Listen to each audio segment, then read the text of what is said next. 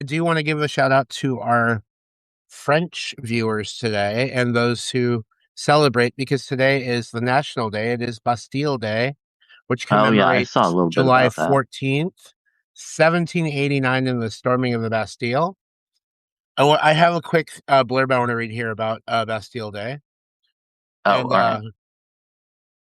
so it's the common name given in English-speaking countries, the National Day of France, celebrated on Le 14 Juillet every year. La Fête Nationale is used more often in the press. Fête de la Fédération. Um, Basically, storming of the Bastille, reformist and conservative factions were clashing, struggled to resolve an economic crisis. And yeah, I mean, that you can all read about it yourself, but that's basically what happened on July 14th.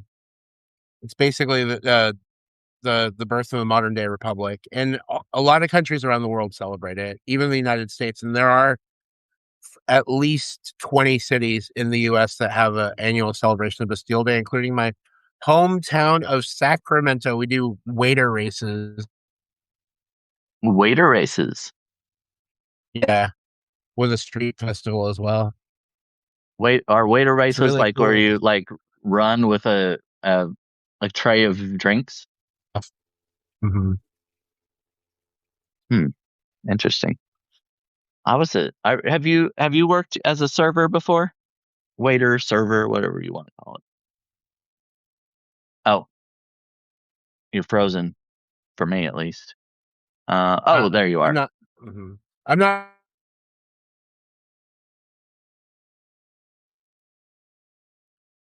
Hmm, frozen again. That's you. Hmm. Oh, Restart it. That's you. what? It's your end. That's Um, not my end.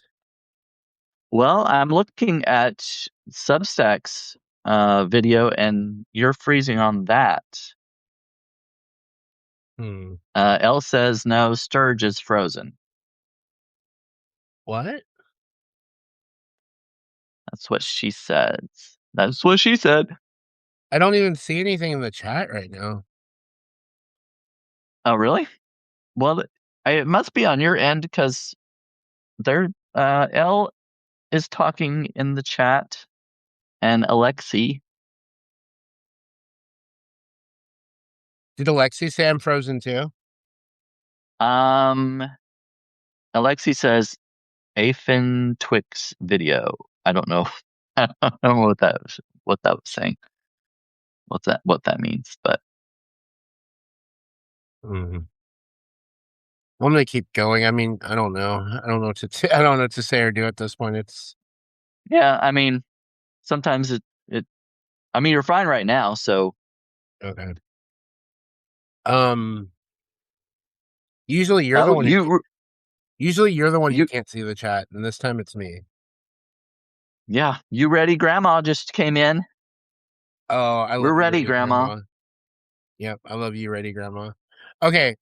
Anyway, so I mentioned Bastille Day.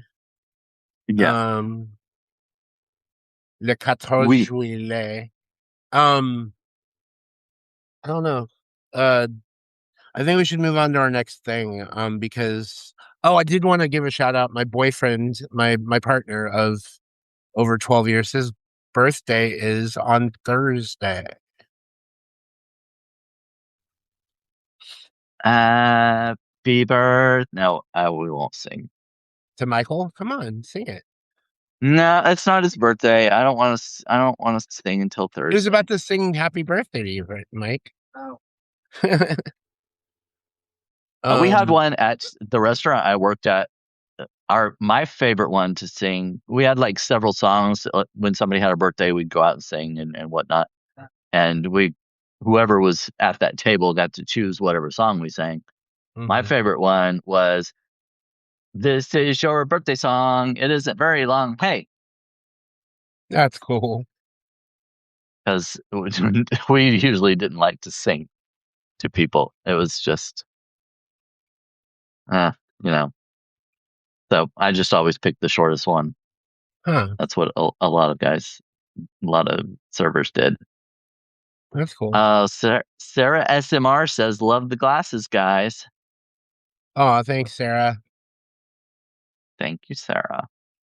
So, did you see your comment in the chat? I did not.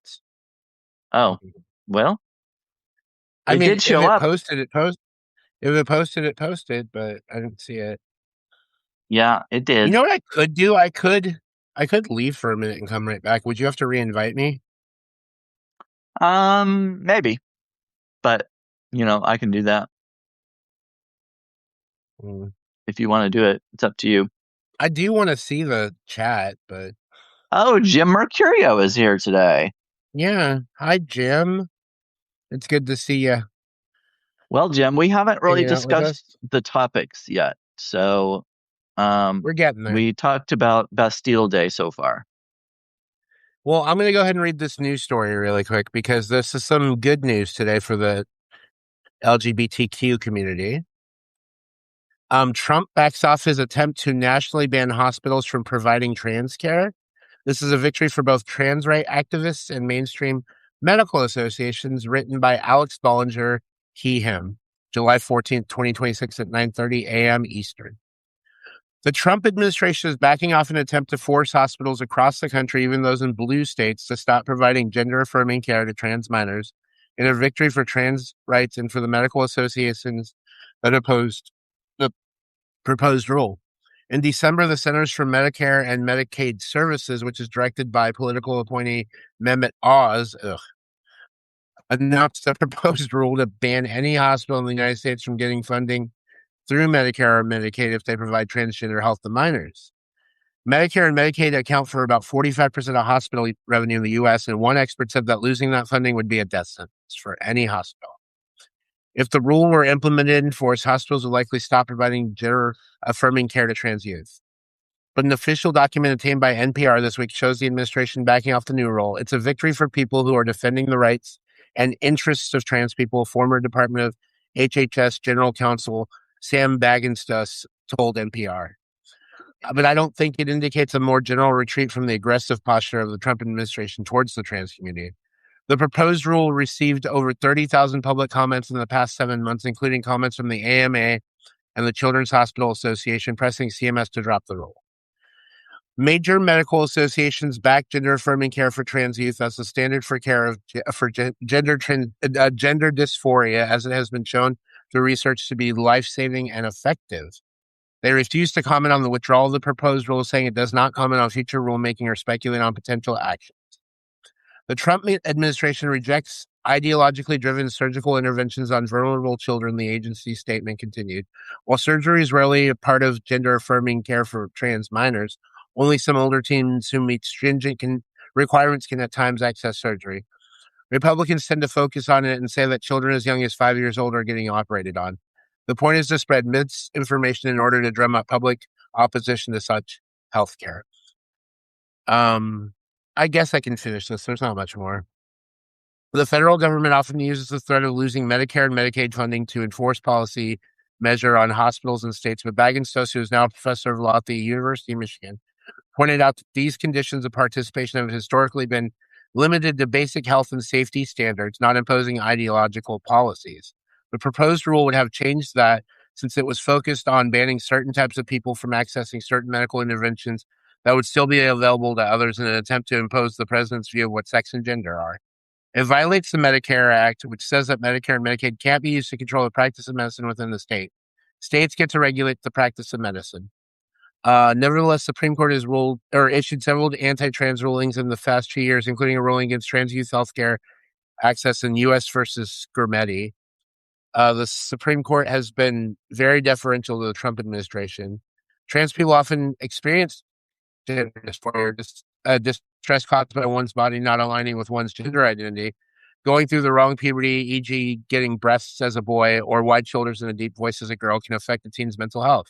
Conservatives argue that they want trans youth to wait until they're adults and sometimes well into adulthood before making any changes to their body, but the permanent changes that come with puberty start well before legal adulthood. Alexa, a trans woman from Indiana, described how uncomfortable she felt in her own skin. When she was in high school, knew that she was transgender. She said that her gender dysphoria led to an attempt to take her own life. In the weeks before I came out, I laid awake at night begging God to kill me because I was afraid I wouldn't be accepted or loved for who I am.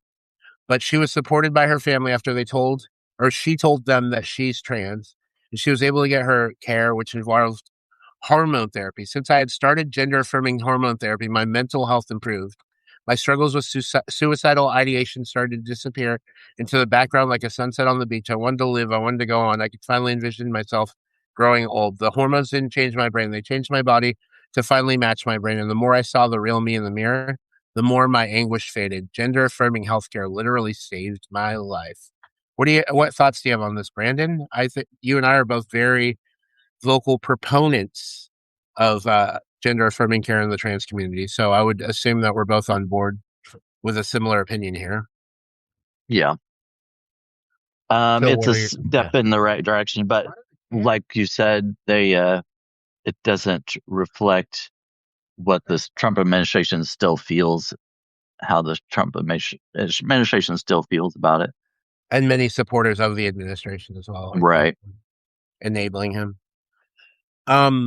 Yeah, that's pretty much all we can really say on that. I mean, gender affirming surgery is important for people to live a complete life. They need to be able to live authentically the way they see themselves, and it's important to support that. Pesky Christians, Sturg. Husky Christian, you said? Pesky. Oh, pesky Christians, yep. Oh, I finally see a comment from Ben. Are you going to discuss the sentient squirrel phenomenon and which Pop Tarts are the best? We could take a moment out of this. So Rick and Morty had to leave that universe, so it's okay. As long as you don't fuck with squirrels, it's fine. And double stuffed blueberry Pop Tarts. And then you gotta put butter on them. Have you ever put butter on a Pop Tart? I have not, and I haven't had any of the double stuffed ones. It's I might have had blueberry freaking before. good. Yeah. My favorite though is the brown sugar and what's it called? Brown sugar and cinnamon. That's the one Elle just said. She said, "Oh, tittle whiskers! I love Pop Tarts. The brown cinnamon sugar are the Oh, best." well, Elle, I agree with you. Actually, And there were a I was couple making of I was making a Family Guy reference when I said butter on a Pop Tart. I'm pretty sure Jayhawk might have picked up on that, but he also said that butter on a Pop Tart is an orgasm in your mouth. oh my. You know what else is an Well, orgasm in your mouth, Jayhawk? Never an mind. actual orgasm? Yeah, Oh. yeah, yeah. I was gonna say that, but Well, there were a couple of comments, a couple of questions before, and one of them also was from Ben. Are you going to talk about which dog foods you definitely shouldn't eat and which ones are sometimes okay to?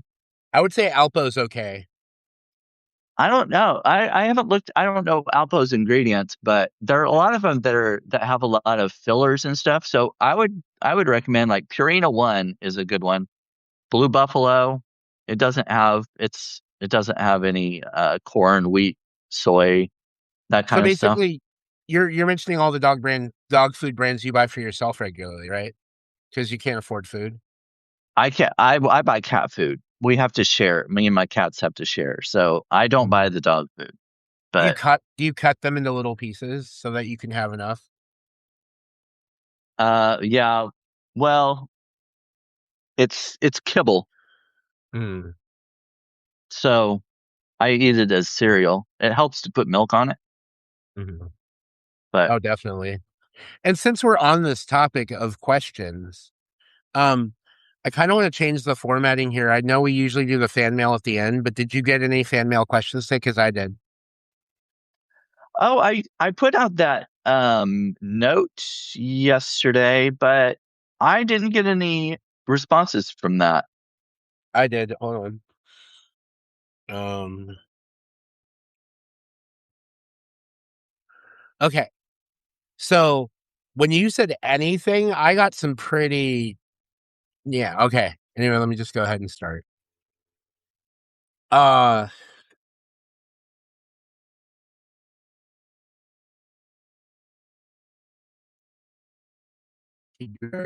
so I got this Oh, question. when I know it's a little gross, but so I think we should address it.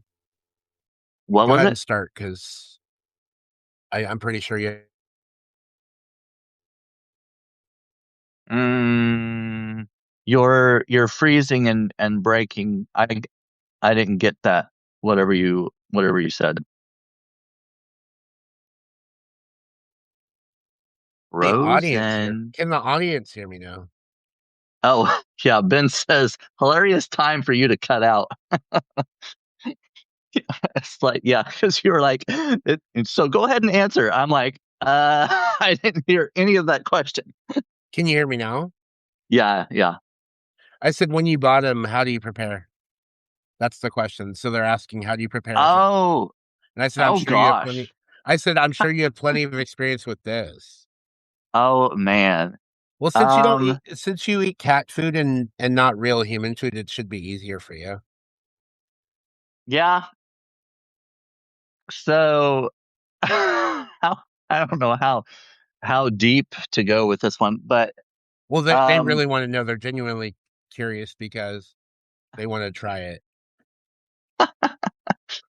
well, there are several different ways you can use a a douche. Um, you can. A lot of people don't eat like a day before, like the whole day before they're going to do it. Um, I always make sure I don't know how specific we get with this. We haven't gotten this um You said graphic. anything. You kind of I put did. this on yourself. That's why I said, like, at the end of it, I was like, should I have even said that? So I will clean the area very thoroughly in the shower and make sure I uh defecate before earlier in the day, like before the shower.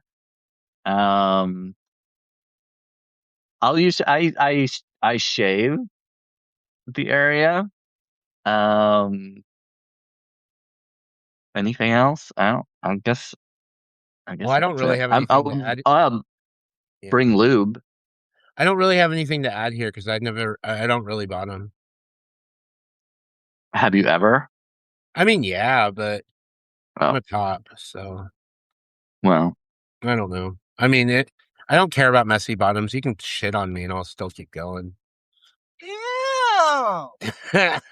Michael's looking at me. Oh, Ben said. Oh no, that's about the dog food. Never mind. He said, "Thank you Yeah. for touching on that one. I was worried you wouldn't address it. I'm at the supermarket." Well, that's good. If you go to the pet aisle, look for Blue Buffalo or Purina One. Those are pretty good ones. Um, oh, another question earlier was by Alexi. Says, "Is topic depression cake?" I made depression cake a few days ago on a live video, so that's what he was asking about there. Okay. Wow. Okay. So I can't believe you said anything because this is another one. Oh This no, it sounds like oh, no. I did I tell I this think person you're. about their no. This is somebody. This was anonymous. I think because it doesn't Of have their course name it next was. to it. It doesn't have their name next to it, and I'm like, who sent me? I think the name is Sturge. No, this isn't. Oh, So they said I'm straight, but I've been curious lately to know if gay anal sex between two men hurt. So they want to know if it hurts when you have gay sex. the first time, yeah. And so I guess what the question is it normal to for it to hurt? Yeah, I would say. I mean, well, I think that's the same for a man and a woman, though. The first time, it's always going to be there's always going to be some pain involved. I mean, I think But if you're doing it right, it shouldn't hurt that much. well, I think it will. Well, actually, it depends, I guess, on like how big the guy is, and if you're using. Well, you should be using lube, but Mhm, if you don't, that's gonna make it more painful. mhm. Um, yeah, I mean, I guess if it's like the guy with the world's smallest penis, that's not gonna hurt. No, that's like, yeah, I don't know if you read my comment, but I say he should be bottoming. Oh yeah, I haven't responded to that yet, but I saw it. Uh, all right. I say we move on from the fan mail. You didn't have anything else? Um, No, I mean like well, as you far didn't have as nobody sent you oh, questions. I didn't get any. I got a couple likes on that one, but nobody actually responded to it. So there We'll you go. eventually get more, I'm sure. I think they feel Yeah, more comfortable sending those kind of questions to me if you say anything. I'm gonna be careful about saying anything next time. Yeah, yeah. Well, I kind of wish you would have went a little more into detail about how you prepare for this. So Well, I don't know. Well, I guess I could have gone into greater detail. I just didn't want to get too graphic, graphic yeah. with it. Mhm. So, especially with Ben at the supermarket, I don't know if he's got his earbuds in or if he's just like got Well, it on Ben's in speakerphone. And there. Ben's in there buying some salad for his tossed salad later. yeah, Yeah, I don't know if he's even still here or not, but he'll be tossing salad. Um, mm, so now the next part of this is we're gonna go ahead and read one of our stories from either Medium or Substack, and I already have one ready. But you can start if you want. well, I was going to read the one that I just referenced Okay. about the man with the world's smallest penis. Oh, that was a good one.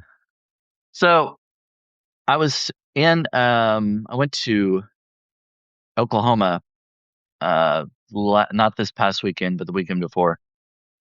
But we were listening to, I can't remember what the program was called, but it was like kind of, it was a comedian. I don't know, I don't remember his name, but he does these like funny news stories and stuff. And one of them was about the man with the world's smallest penis.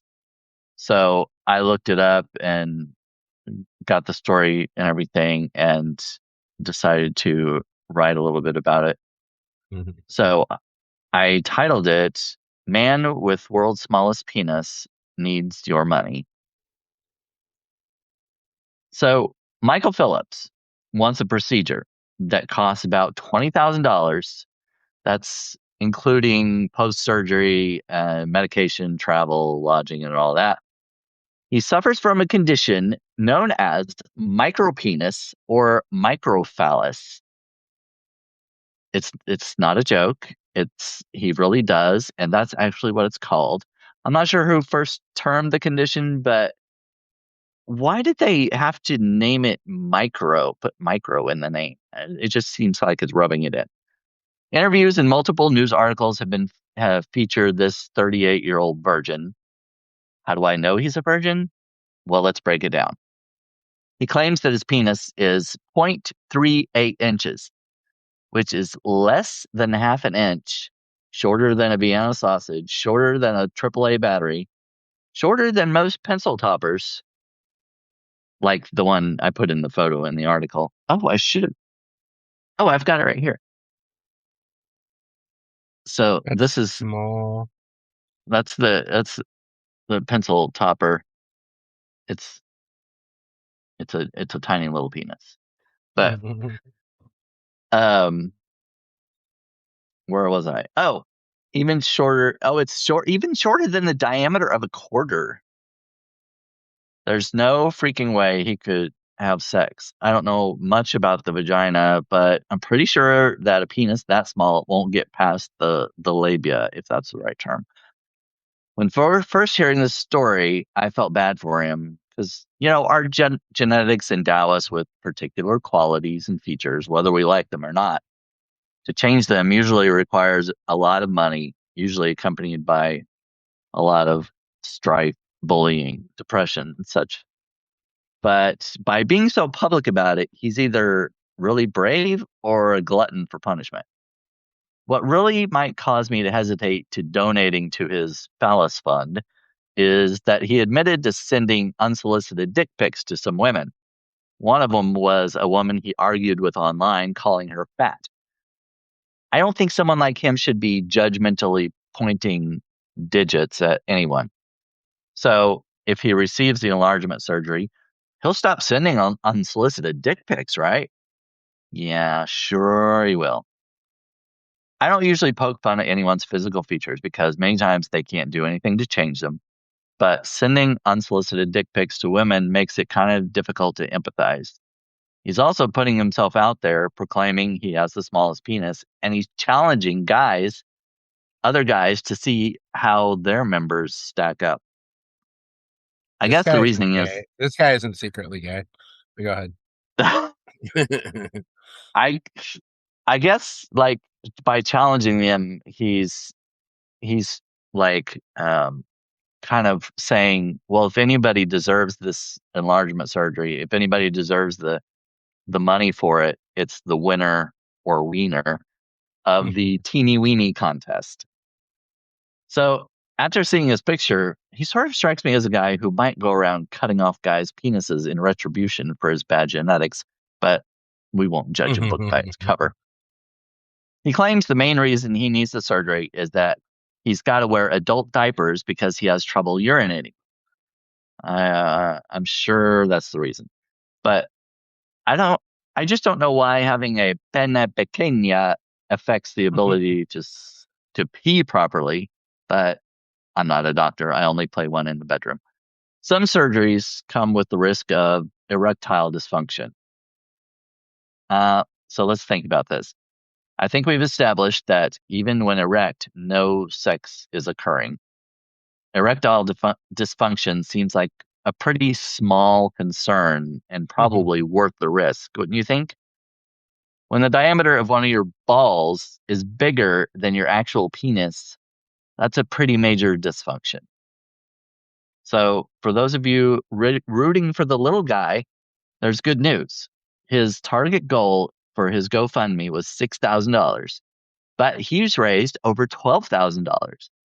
In short, he may never have a bratwurst, but a cocktail weenie is better than nothing. Oh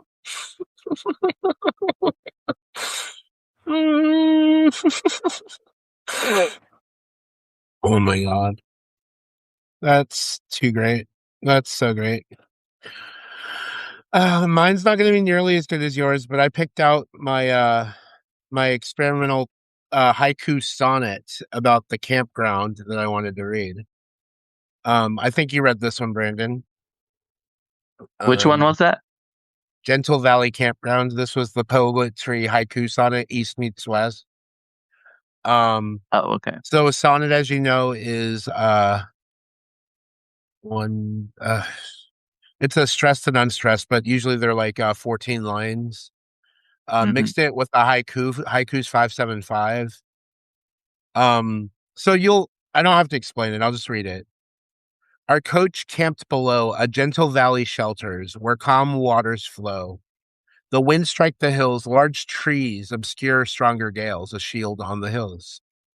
Old leaves sway at night. We watch the maelstrom unfold, a fine epic sight. The air feels warm here. The seasons change. The time has come. End of camp is near. We'll miss this camp's safe embrace, but warmly greet a new place. Editor's note. I put this poem through multiple edits, even after publishing, when I realized I was getting pretty liberal on my syllable counts in each stanza. Now I've left the rhyming and the counts correct, which I do. So that was fun. That was fun. Doing East meets West, 575, 575, 575, and doing that for 14 lines, following the sonnet rhyming pattern. I've never heard that kind of that form, I guess. What did you thought it was kind of cool, or? Yeah. Mhm. Yeah, I like poetry. I like looking at or trying different forms and different devices. So yeah, I always like learning about different new ones. I'm So yeah, it's literally something I East would meets try. West. I'm literally East meets West embodied because I'm European and Asian. So, Oh yeah. all right. Well, we read our stories now. The next part of this, we were going to go ahead and share our stories from the week and then do our silly summaries. So, if you haven't Oh, seen this by the video way, before, guys, yeah. before Joe said one of the best lovers she ever had was has no oral sex needed. It was a man with 1.5 inches. So Well, then I small said isn't at least one and always a a half bad thing. inches. At least 1.5 Oh, inches I can didn't get see. Yeah, past the hole. And then I right, said right. point Yeah, three I saw seven that inches one. wouldn't even get in. Hmm. Yeah, yeah. Yeah. That's what I'm saying. I'm like, I don't see it happening. Mm-mm. But okay. Anyway, sorry. Yeah. Do you want to go with yours or you want me to Well, yours is shorter, so we'll start with yours, and then I can go ahead and mine summarize it. my let's get this specific. My story is shorter. Um we were just talking about the penis Oh no, size, so you're I don't definitely want to get 0. You're definitely a little no. bigger than 0.37 inches. I am yeah. I don't want to get Damn, Sturgill. so let's see what happened. I got a punch. I haven't really I took my trip to Oklahoma last week, and then so I did a video on I did a product review video about prebiotic Pepsi and Oh, M&M's Popped. huh? Have you ever heard of either of those things? No. They're pretty Explain what new. those are. Yeah. Okay, so prebiotic Pepsi is kind of like Pepsi Zero, but it's got prebiotics added to it. So a Mhm. regular can of Pepsi has like 41 grams of sugar and uh was it 150 calories? Maybe it's more than that. Can't remember. It's But like somewhere around there, a 140, 150. yeah, so a prebiotic Pepsi only has 4 grams of sugar and has no um artificial sweeteners. And this one it's a cherry vanilla also. So that kind of helps with it. But so prebiotics, if if you're not familiar, prebiotics feed the good bacteria in your gut and promote Are gut we? health. Do we actually mean probiotics? Now, probiotics are the good gut bacteria, but prebiotics feed the probiotics. Oh, okay. So you need, so you don't have to have probiotics in your system because your gut already has some good bacteria in it. So the prebiotics feed that healthy gut bacteria. But probiotics are in things like usually yogurt has live cultures in it, probiotics, but the prebiotics feed that. So anyway, if you're looking for something a healthier option, like if you're trying to cut out soda from your diet or whatever, prebiotic soda would be a good option. But anyway, that's one of them. And the other one was completely unhealthy. It was M&M's Popped. So they take these caramel M&M. Have you ever had the caramel M&Ms? Hmm. I love I love those. They're really good. But Yeah. so they take the caramel M&Ms and freeze dry them and they pop open and they're like split. I don't know. They still have the shell, but they're like it's almost like popcorn where they're like not completely inverted, but just pop open so they Hmm. break. So the inside is like it's kind of crunchy instead Oh, of the caramel where it's where you chew it or like whatever. softball. It's yeah, it's like um kind of airy and crunchy. But Hmm. they're really good. They're kind of cool. So I saw them not too long ago on an app. So I thought I'd try them out. But I found them at Walmart. The caramel ones are the only ones I've seen. I don't know if they have them in other versions or not. But so I did that video, and then I did a video on making a depression cake. So and I've been working on my freelance projects outside of that. Okay. And that's pretty much it, I guess. All right, so let me see if I can do this hilarious recap some justice here. So you tried weird soda, weird candy, and you're basically telling anybody you're ready to you're getting ready to off yourself. Am I anywhere near the ballpark? Wait a minute. Oh, the depression. Yeah, I get it. Okay. Yeah, I kind of joked with the depression cake because I was like, I started off like acting really depressed. I was like, well, I guess you got to be depressed to make this cake. But obviously, it's about the Great Depression. And wait, hold on. Let me ask though, is that cake a cry for help for real? No. Okay, no. good. No, actually, we want you to stay alive, buddy. We need. I use this.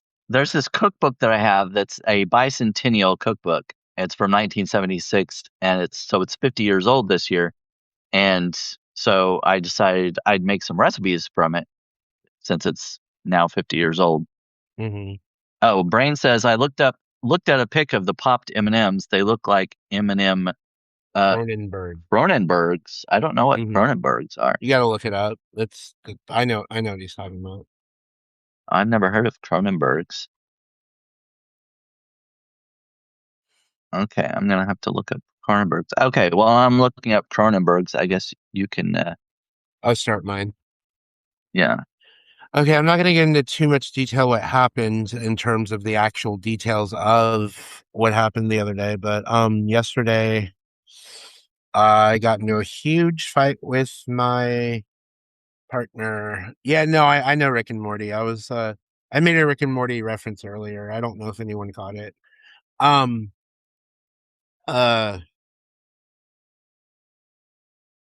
shoot, yeah.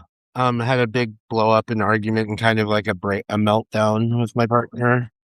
Threw everything I could in my corner at him, including my wallet, which is really heavy, and hurt him. We started talking about what's important now, what we need to start doing to make each other happy, not so frustrated, and how we can meet each other's needs and communicate better. I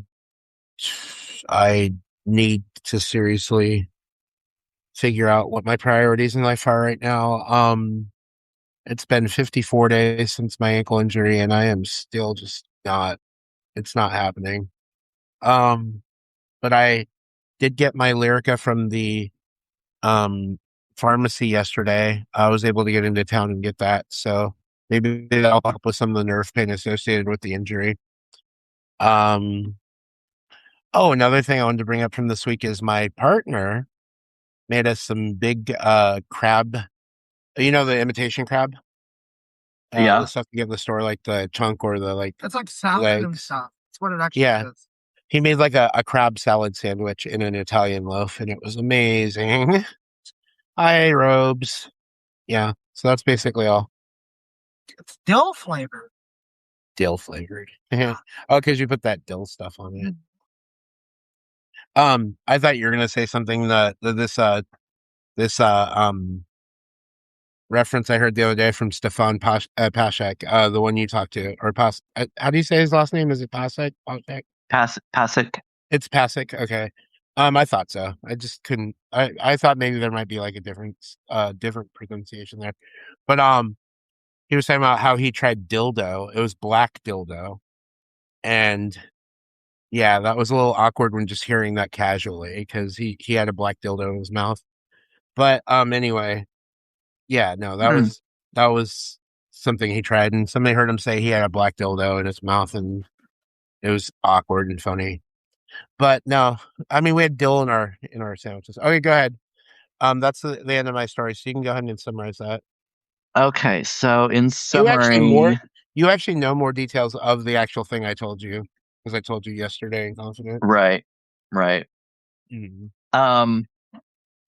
So basically, you're trying to get your priorities straight because you had crabs for 54 days and um, it's affecting your ankle. Wow, those And are powerful crabs. and it's a really big deal. I love it. Yeah, that's exactly what happened. Yeah, I like that. And both of our stories were pretty good. Even though you said you didn't have much to say, you had enough to say. You at Yeah, least we know I you're gonna tried to be around for a while. expand on it. At Yeah, least we know you're yeah, gonna be that around for a too. while. No depression Yeah, cake. Okay. yeah.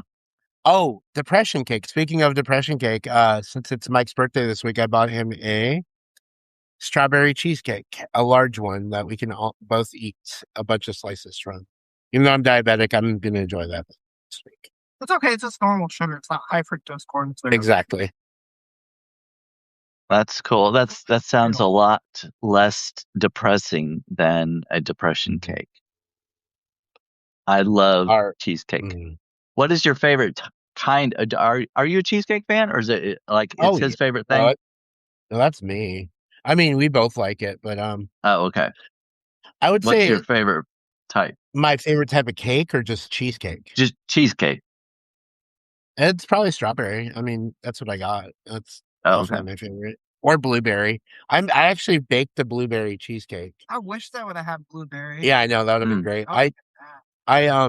I literally the many times I've baked, I went to my friend's house. The first attempt I did when I first started getting interested in baking, it was about 14 years ago. I was at my friend's house, my best friend.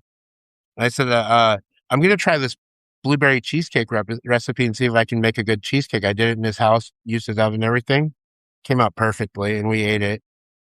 And ever that's since then, cool. I just knew I could cook. So, So and baking did you put blueberries inside the cheesecake, or was it like a topping, or what? both.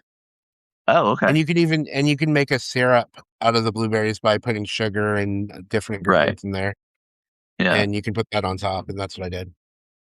Okay. I've never made a Yeah, blueberry one. you've got to try that. Do you like blueberries? Yeah, I do. Yeah. Well, but strawberry is your favorite, right? That's what you were saying yesterday, I think. Well, strawberry is my favorite fruit, but as far as Mhm. cheesecake goes, I think my favorite type of cheesecake is probably Oreo or cookies and cream cheesecake. I mean, that's okay. I like that, but I don't know. I'm not really a chocolate fan. Yeah, I don't like just plain chocolate, but I like it mixed in other things. Like Mhm. I don't eat Oreos by themselves. Um, Do you dip even them in dunked in milk? milk, I don't. Oh, you don't No, like that? no, no. How about chocolate milk?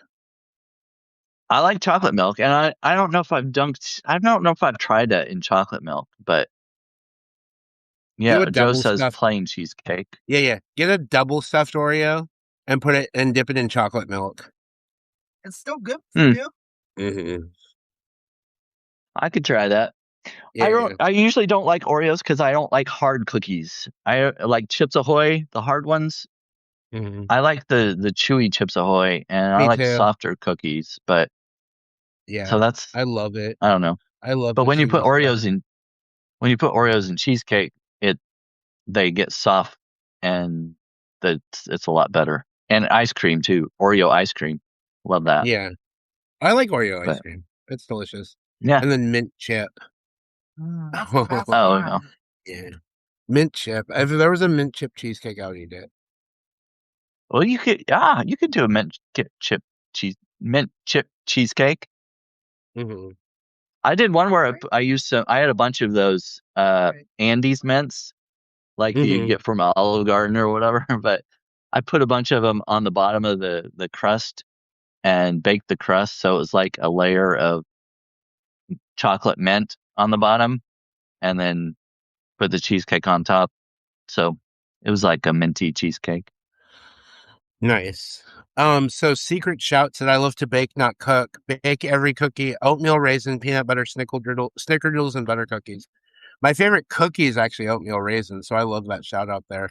And I especially love it when they do like a peanut butter oatmeal raisin. Oh my god. Wait a minute, Uh, peanut butter oatmeal raisin? yeah, so you mix peanut butter dough Oh, with oatmeal raisin dough. Oh my god. I love peanut butter. You add that in with an oatmeal raisin dough, that's so delicious. Good. Hi, Timothy. All right, so our next section, this is coming in because we have 15 minutes left, but we also have our biggest segment coming up. I didn't want to do that. We were doing that ahead at like at the head of the podcast when we were figuring out our new format, but I want to do the oh two yeah. opinions, the two Oh yeah. I was two like, sides wait, well, two what do we sides have wanted. left? Yeah, yeah. So what we have Yeah. left is the two opinions. So you came up with a really, really important topic today, and I told you I'm going to argue a side that I don't necessarily agree with, but that I'm going to go ahead and we'll try to have a strong argument for. And today you wanted to talk about men, or not even men, it's just a partner in general, sexual partner who has Yeah. undetectable HIV. Yeah. And you wanted to see, you're going to argue for the side that both of us would probably agree with, that you should tell your partner. But I'm going to Yeah. argue today that I don't think it's medically, or it's just not necessary. So I'm arguing that side today, and I found some strong arguments. So I'm going to argue those. Okay. Um and you go ahead and start, since your position is the more popular one and it's the one that we're both kind of on board with. Okay. So yeah, things have changed a lot since the advent of PrEP and um those those kind of medications that prevent HIV and prevent the not prevent HIV, but prevent the transmission of HIV. So for a person who has HIV and gets medication to lower lower it enough where it's undetectable, is it still considered is it still should you still tell your sexual partner that you have HIV even though it's undetectable? I say that yes, you have a responsibility that you should tell them.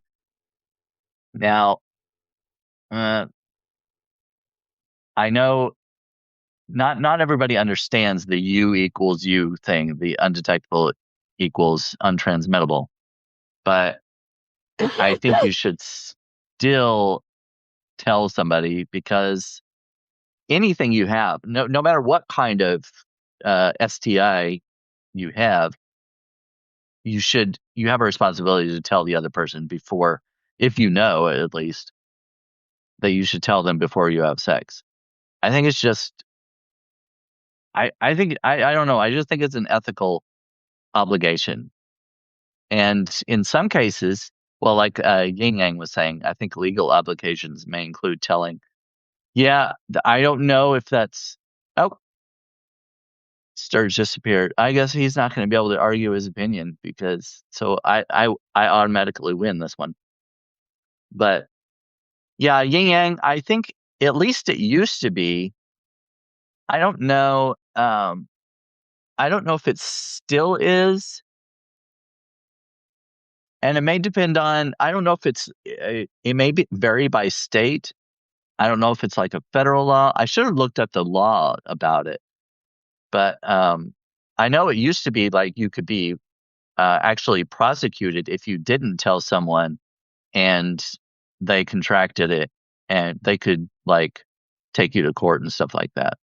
I don't know if that's true anymore, and I don't know if that's true everywhere. But anyway, sorry, I was just kind of going on since you were uh, No, temporarily it's fine. absent. I thought that the video had actually cut out for both of us and that it had completed our Oh thing. yeah, no, Um, I was still here, just rattling on. no, that's great. And love your side of the argument. I know what you argued because I have a sense of what you were saying because it's both something that both you and I have already said to each Yeah. other, like in terms of where we stand on this issue. And like I said, just because I'm arguing the other side doesn't mean I necessarily believe the arguments from the other side, but this is what the other side would say. And I'm going to go ahead and start. Right.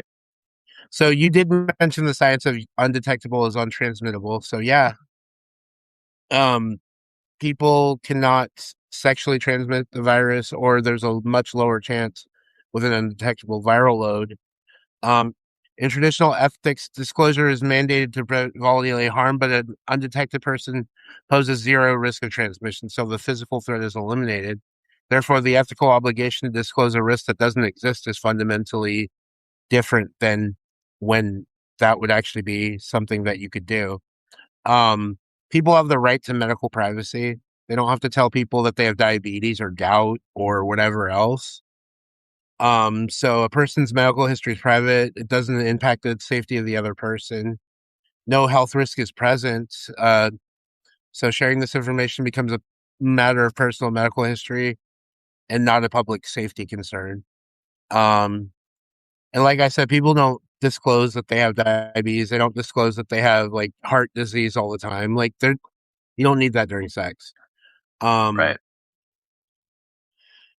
So I mean, also the other reason not to disclose is because some people are still stuck in that mindset of like, um, uh, oh, well, you have HIV, I don't want to have sex with you. You could get discriminated. There's a stigma behind it. People can get outed.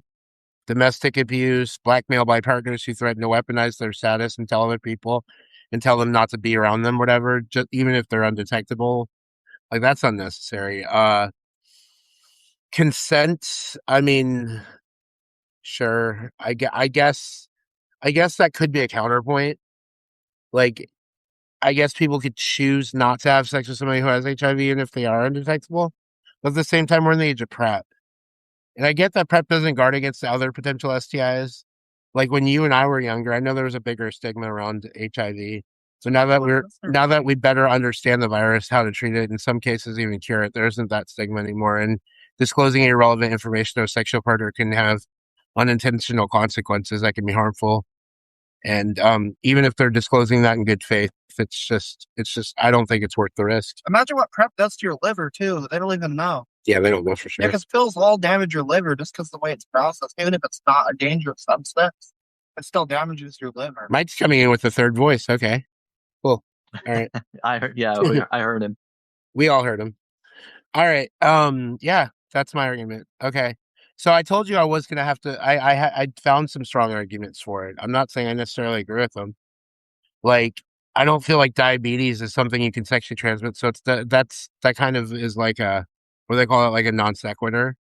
So I feel like Yeah. saying, oh, people don't tell other people they have diabetes and they have sex. So you don't have to tell that unless you're feeding them sugar on your dick or something. I mean, I don't know. Yeah. Like That's more of like a partner thing. Like if you don't want your partner to die, you better make sure they take care of it. yeah. And then I think we were talking about earlier, Mike. I was saying like if I had HIV and it was undetectable, and then we had sex or whatever, I'd want you to know beforehand, like consent and stuff. Like if you're in a long-term relationship, if it's just like a casual thing, there's not the expectation isn't there. So I don't know. But anyway, Yeah. that's the argument. Yeah, I can understand like the argument about it being like a stigma and everything, because like it used to be where people would believe when AIDS was still new, people would not want to touch a person with AIDS and they wouldn't want to kiss them or anything like that. Or drink out of the Right, same cup. right, Mhm. kissing, drinking out of the same cup. They weren't sure how it was transmitted and they were afraid. Even after they kind of that stuff was discovered, people still have this mindset where like, oh, I don't want to even risk anything, so I don't want to have anything to do with anybody like that. So So yeah, my that's dad, I have a personal story for you, and I told you this the other day. My yeah, father had disclosed to his family and to others back in 1997. He had actually tested positive for HIV. He's been living with it for the last 29 years. And taking his medicine and everything. I don't know where his viral load is right now because I haven't talked to him in 10 years. But He when I was like in my 20s, which is when I still lived with him and my mom at the time. When he This is after we had found out he had HIV. He started doing little things here and there to try to like, I don't know if he was trying to give me HIV, but he was like using my razors and like doing Oh all yeah, these little things that he was like, He's nasty. oh my God. I'm not saying that I was like scared of getting HIV from him. I mean I was, but like it was more like I think he was doing things on purpose to try to see if I would like slip up and like do something. I was like, why would you forever want to stigmatize your son and give him a disease that you have just because you're spiteful of him or whatever? Like yeah. it's disgusting. It's so stupid. Yep. Well, Yeah, go ahead.